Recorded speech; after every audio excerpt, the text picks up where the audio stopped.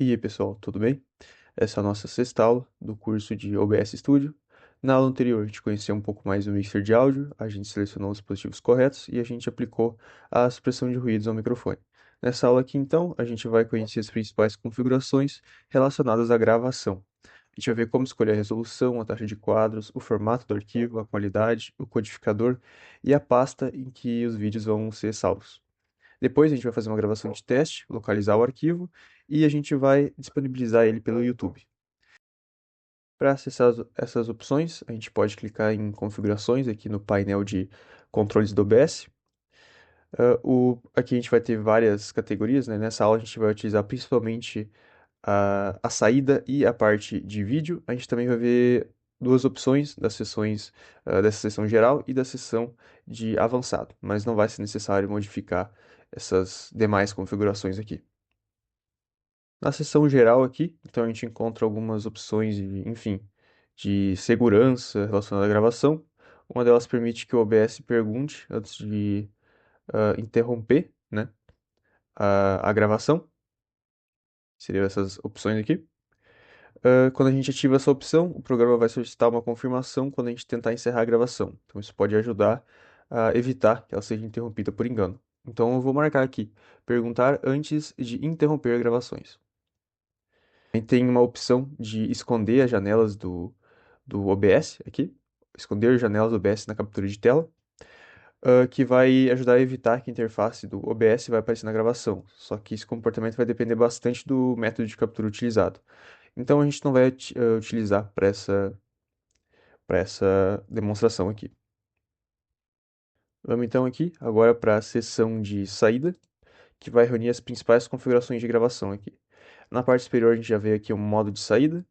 Para esse minicurso aqui, utilizando o modo simples já está ótimo, ele vai apresentar as opções essenciais e vai evitar umas configurações muito técnicas que é desnecessário para a gente que está fazendo, enfim, vídeos não tão avançados assim. A diferença entre o outro modo, né, que é disponível, que é o modo avançado, vai ser basicamente controlar o bitrate, controle de taxa, intervalo de quadros e outras opções que são úteis em situações bem específicas e, enfim, não vão ser necessárias para a atividade do curso ou para gravações comuns, né? Nessa tela aqui, a gente também tem algumas configurações de transmissão, como a gente pode ver aqui, como a taxa de bits. A gente não vai modificar as opções agora, porque a gente vai ter uma aula dedicada somente para transmissão ao vivo. Então, nessa aula, o foco vai ser nessa parte aqui de gravação, na seção de saída. A primeira configuração é o caminho de gravação, né? Ele vai indicar a pasta no qual os vídeos produzidos pelo OBS vão ser armazenados, né? Então, aqui está o caminho onde está sendo salvo os vídeos. Nesse computador aqui, então, tá sendo salvado na pasta vídeos mesmo, do usuário.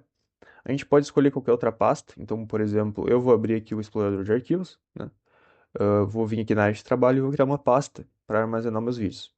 Pode ser em qualquer outro lugar, tá? Então, vou vir aqui, nova pasta, colocar o nome vídeos OBS, por exemplo.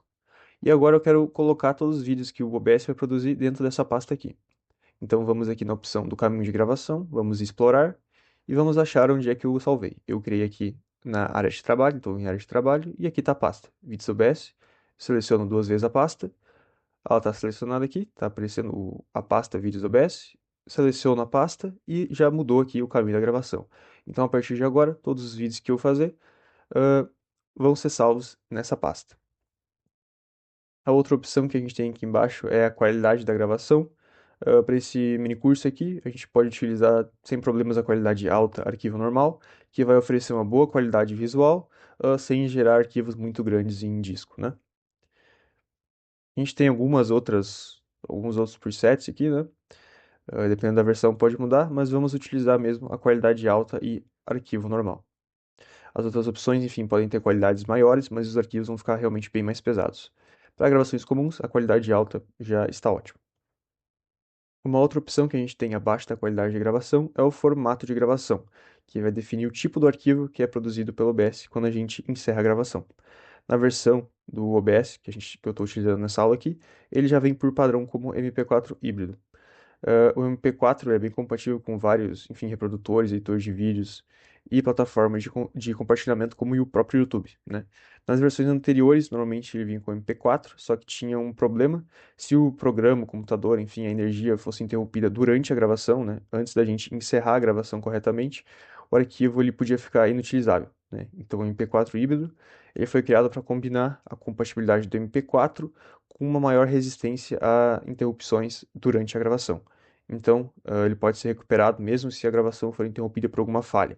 Ele vai manter a compatibilidade mesmo após a finalização que não foi feita de forma correta.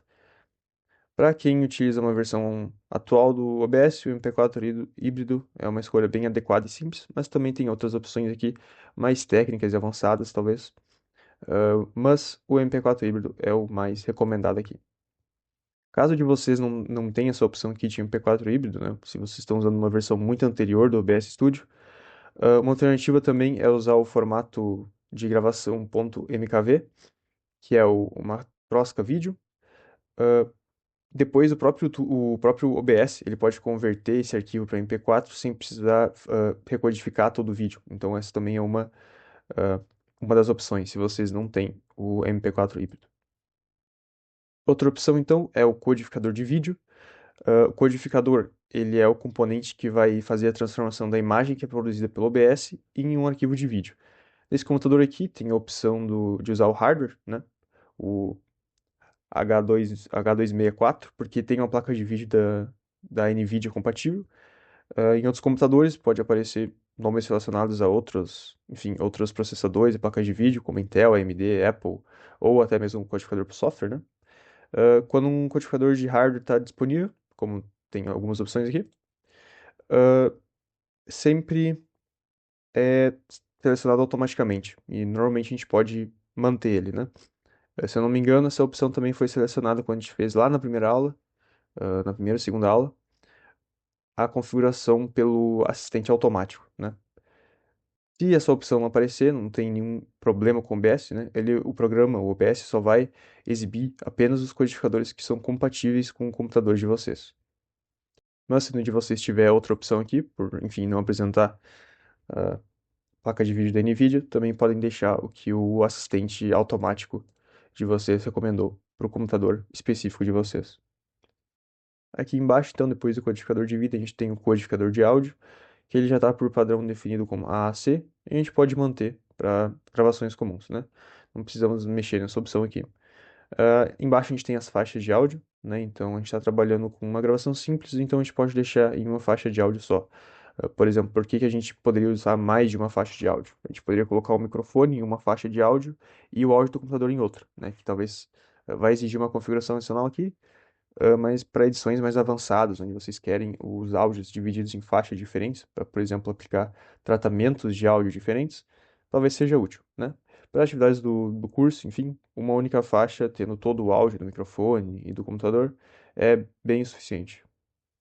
Na parte inferior aqui, a gente tem uma opção que, por padrão, não está ativada, que é o buffer de repetição, né? Ele vai manter temporariamente os últimos segundos do conteúdo da tela e vai permitir salvar o momento que acabou de acontecer. Então, ele é bem utilizado em jogos, e que às vezes tem algumas situações bem imprevisíveis, enfim, acontecimentos raros em um jogo, por exemplo, que tu não tá preparado, né? Não tava gravando o jogo, por exemplo, e talvez tu queria gravar, né? Tem disco os últimos 20 segundos do que aconteceu. Então, vocês podem ativar essa opção aqui e configurar, né? O tamanho máximo de memória que vai utilizar e o tempo máximo do replay, né? Então aqui, por exemplo, 20 segundos são os 20 segundos anteriores do momento que eu cliquei para utilizar o buffer de repetição. Como o nosso caso é produzir gravações que estão planejadas, a gente pode deixar essa opção aqui desativada, né? Então a gente passou por toda a sessão de saída aqui, a gente pode ir para a sessão de vídeo agora. Nela a gente pode definir as dimensões da imagem e a quantidade de quadros produzidos por segundo. A resolução base, que é a primeira opção aqui, ela vai representar o tamanho da área de trabalho do OBS. É nessa área aqui que a gente vai organizar as cenas e fontes que aparecem ali na pré-visualização. Nesse exemplo aqui, a resolução é 1920 por 1080, né, que é o Full HD. Quando a gente muda essa resolução base aqui, depois de montar as cenas, a gente talvez tenha que reposicionar elas, né, porque a proporção, o tamanho podem mudar. Então, a gente vai ter que ajustar depois. Por isso que é recomendável sempre definir antes de construir as nossas composições aqui com cenas e fontes. A segunda opção que a gente tem é a resolução de saída, que vai representar as dimensões do arquivo final, né, do arquivo produzido. Então, por exemplo, a gente pode montar a cena em 1920 por 1080 e produzir um vídeo em uma resolução menor, como por exemplo 1280 por 720, né, que seria o HD. Reduzir essa resolução aqui vai diminuir o uso de recursos, né, do computador, enfim, e também o tamanho do arquivo que vai ser produzido no final, só que ele também vai reduzir bastante a quantidade de detalhes no nosso vídeo, né. Então, para quem tem um computador com desempenho razoável, a gente pode utilizar tranquilamente a resolução base como Full HD e a resolução de saída como Full HD também. Se o computador de vocês for um pouco mais limitado, uma alternativa é a gente usar aqui na resolução de saída a opção 1280 por 720, que é a HD. Outra opção aqui é o filtro de redução, né, que ele só vai estar habilitado e ser utilizado quando a resolução de saída for menor que a resolução de base. Como aqui as duas resoluções estão iguais, nesse exemplo aqui, não é preciso realizar a redução. Daqui a gente tem valores comuns de FPS agora, como a última opção, que o FPS vai representar a quantidade de quadros que são produzidos a cada segundo. Para aulas, apresentações, tutoriais, gravações de tela, como eu já falei nas aulas anteriores, 30 FPS normalmente é bem suficiente. A gente tem outras opções aqui, por exemplo, 60 FPS, que vai produzir movimentos mais suaves durante a gravação, só que também vai usar bem mais recursos e o tamanho dos arquivos. Normalmente são utilizados para gravações de coisas bem mais dinâmicas, como por exemplo a gravação de um jogo, né? Para atividades do minicurso e gravações comuns, 30 FPS é o recomendado. A última seção aqui que a gente tem, então, na parte de gravação, é a parte de avançado. Tem várias configurações técnicas aqui. Para esse curso, a gente não vai precisar modificar essas renderizador, formato de cor, enfim, por padrão que está aqui já está ótimo, né? Espaço de cor. A gente vai observar só algumas configurações relacionadas ao nome e à conversão dos arquivos. Aqui a gente tem, por exemplo, então a formatação do nome de arquivo, né? O OBS vai gerar automaticamente o nome de cada gravação, utilizando essas informações aqui de data e horário, né? Então seria, por exemplo, a questão do ano, do mês e do dia, e depois o horário, minutos e segundos daquela gravação, quando ela foi inicializada. Isso vai evitar que um arquivo novo, né, que foi recém-gravado, substitua uma gravação anterior porque eles têm o mesmo nome. Então, por isso que eles sempre usam informações que variam conforme o tempo, né? Então, para uso comum, a gente pode manter esse formato padrão aqui, que já está ótimo.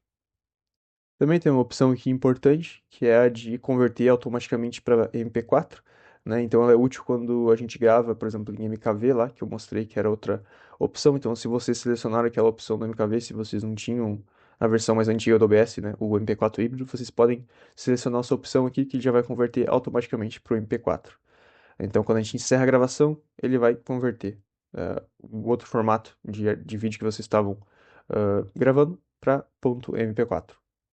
Como a gente está usando diretamente o MP4 híbrido aqui, não é preciso ativar essa opção, né? Porque ele já vai estar em MP4.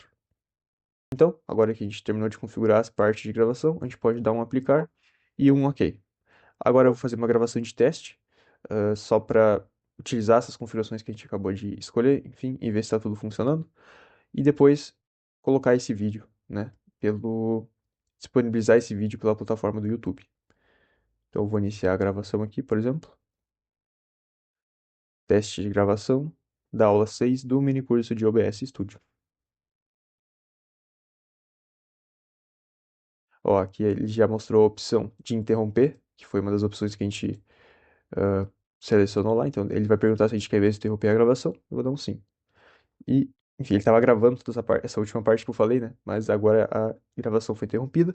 Vamos ver se está na pasta que eu selecionei também, que é a nova pasta que era para os vídeos do OBS serem salvos quando eu encerrar a gravação.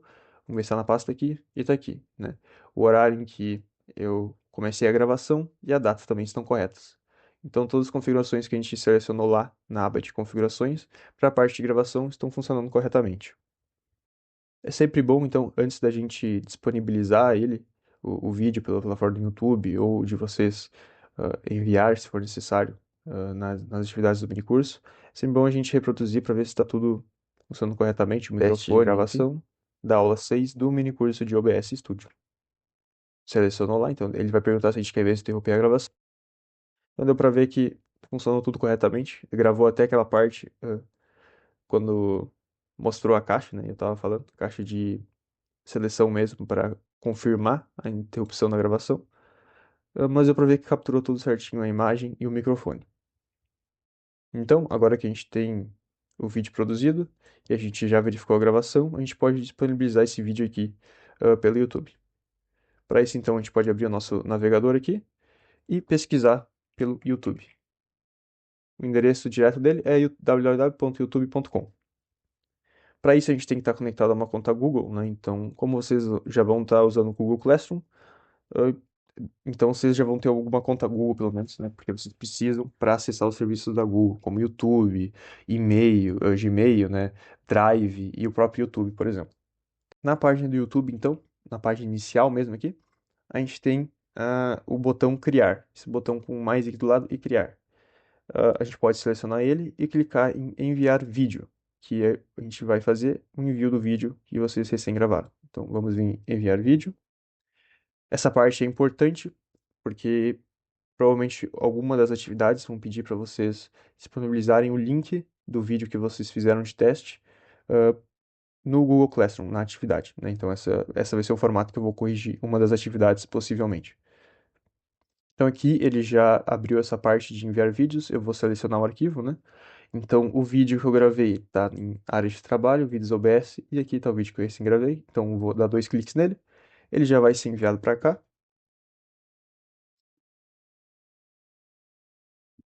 Então o YouTube já vai iniciar o envio, o processamento do vídeo, que dá para ver aqui embaixo. O tempo que vai precisar para fazer essas operações de envio e processamento vai depender bastante do tamanho do arquivo e da velocidade da internet de vocês. Então, enquanto o vídeo é enviado e processado aqui, a gente pode preencher as informações que são solicitadas pela plataforma. Então, a gente tem o título aqui. Aqui ele já colocou o título do arquivo mesmo de forma automática, né? Mas eu não vou querer esse título aqui. Vou colocar, por exemplo, atividade 2, OBS, mini curso. A gente tem também, a gente pode mudar, né? É sempre bom dar um nome claro relacionado ao vídeo de vocês. A gente tem a descrição também, que é bem opcional, vai ser opcional para atividade, mas é útil quando vocês estiverem fazendo querem colocar uma descrição a mais sobre o vídeo que vocês fizeram. A miniatura aqui é a imagem de apresentação do vídeo, né? Então é a thumbnail que a gente fala também. Para atividade não vai ser necessário criar uma miniatura personalizada, a gente pode deixar as opções automáticas aqui do apresentado pelo YouTube, né? Que vai pegar uma parte aleatória do vídeo de vocês. Questão aqui embaixo do público infantil, né? Também vai solicitar para que seja informado se o conteúdo é para crianças ou não, né? Então, vocês, dependendo do vídeo que vocês estiverem gravado, é importante vocês selecionarem relacionado com o vídeo que vocês estão enviando aqui. Como essa atividade aqui consiste em uma demonstração do OBS e não é direcionada especificamente para o público infantil, né? A opção deve ser escolhida conforme o conteúdo apresentado. Então, eu vou colocar que não é um conteúdo para crianças, né? As configurações adicionais aqui, que tem mais, que vai ter capítulos, legendas, enfim, não vão ser necessárias para a atividade. A gente pode avançar mantendo essas demais opções padrão aqui. Elementos do vídeo também, não tem porquê, né? Adicionar cards interativos para as atividades não é necessário. Então, avançar. Verificações, também faz verificação no, no que restringe a visibilidade ou na questão de direitos autorais. Então, não teve nenhum problema com isso. Então, avançar. E aqui é a parte de visibilidade, né? A gente pode escolher, a gente tem 3 opções aqui: privado, não listado e público.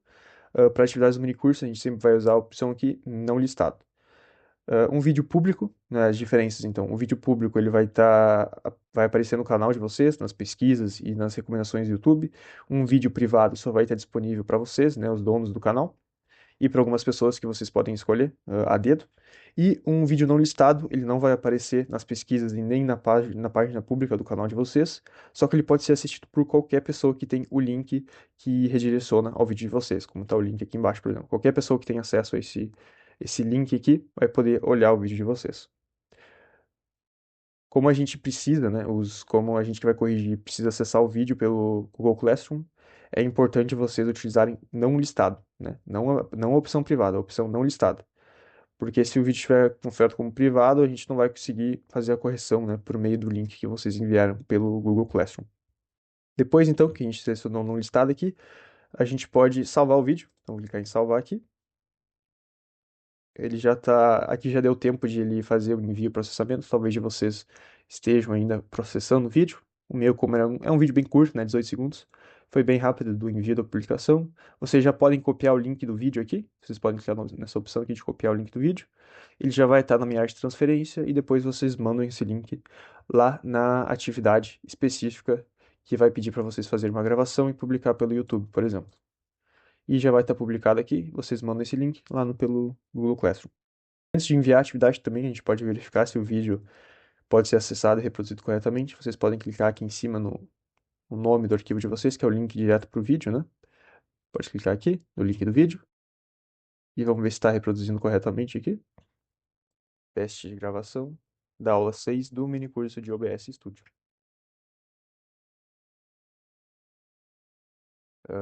Selecionou lá, então ele vai.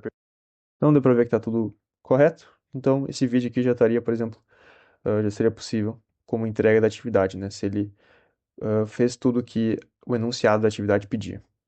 Nessa aula, então, a gente conheceu as principais configurações de gravação do OBS Studio. A gente definiu a pasta de destino, a qualidade, o formato, o codificador, a resolução e a taxa de quadros do vídeo. A gente também fez uma gravação de teste, a gente achou onde é que esse arquivo estava salvo, e a gente verificou se a imagem e o áudio estão funcionando corretamente. E depois a gente enviou o vídeo pelo YouTube. Com esses conhecimentos aqui, já é possível realizar a segunda atividade avaliativa do minicurso. Na próxima aula, a gente vai conhecer melhor as transições, configurar alguns atalhos e utilizar o modo estúdio para preparar e alternar entre diferentes cenas. Então, até a próxima aula.